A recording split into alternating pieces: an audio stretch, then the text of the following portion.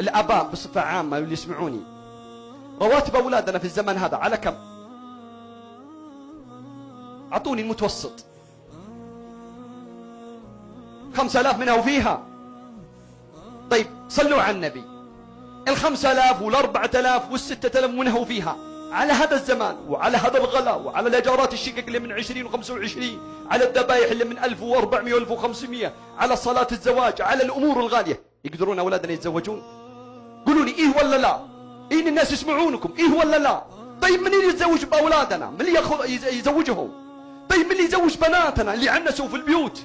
ولا أنت يا أخ بس همك انك تزوجت وخليت اختك هي في رقبة ابوك؟ والاب يجيني قال والله يا اخي ما حد جاء دق بابي، ما حد دق بابك لاني ما عندي جراءة ادق بابك، لان ما في جيبي شيء، لانكم تطلبون 40,000 و50,000. قال سهلة يروح بنك التسليف. طيب ليش تجبرني على بنك التسليف؟ زمان لو كنت اقدر اروح بنك التسليف ياخذ مني 700 ريال اقدر، لان الحياة رخيصة، اجارات رخيصة، اقدر اغطي. لكن بنك التسليف الان بياخذ مني 700 ريال. أقل أجار بيت محترم في حي محترم ياخذ مني 1500 ريال. أجار السيارة كم؟ القرض اللي طلعته من أحد البنوك كم راتبي هذا يكفي؟ كم راتبي هذا يكفي؟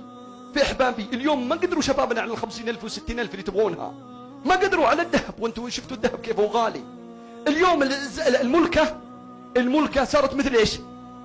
مثل الزواج، ولا تقام لدي. لكن البرستيج والناس وش بيقولون الناس؟ يعني أضيع ولدي عشان الناس؟ يطيح ولدي في الفاحشة عشان الناس؟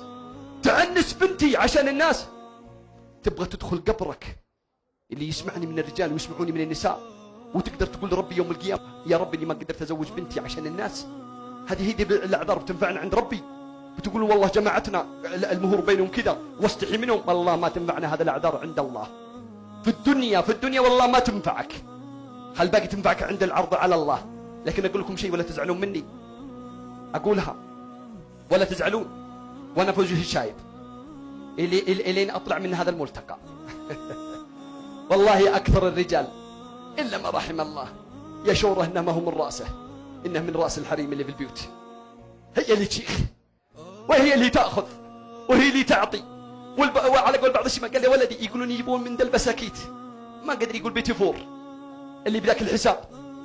يا الربع لا تسلمون مرتي على راسي أشاورها فأخذ رأيها في لها حق في الدين وفي العرف وفي الشيمة وفي كل مكان وعشرة عمر، ما أنسنقصها ولا أنسنقص حقها.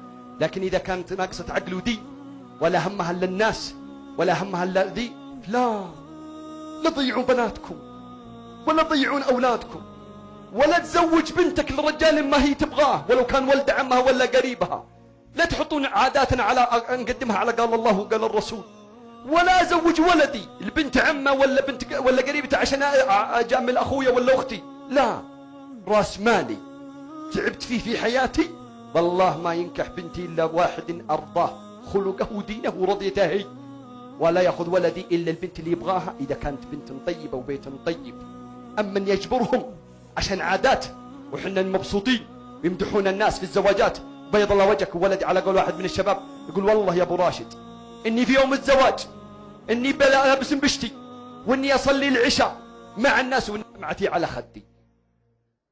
أبوي جبرني على بنت أنا ما أبغاها، وفعلا عشت معها وبعد ما جاني منها ولد ما قدرت أتحمل وطلقت. طيب إيش ذنب هذا الولد؟ عشان نجامل؟ هذا هو اللي يطيح الشباب في هذه الأمور. الشباب ما قدر يتزوج فانحرف، البنات عنسوا فضاعوا وراحوا في الشتات وفي غيره لما رحم الله، ووصلت 40 و45 وباقي. والآباء ما حد يلتفت في أحد، كل همه نفسه وهمه الناس وإيش بيقولون الناس في الغالي. خلونا نوقف هذا النزيف.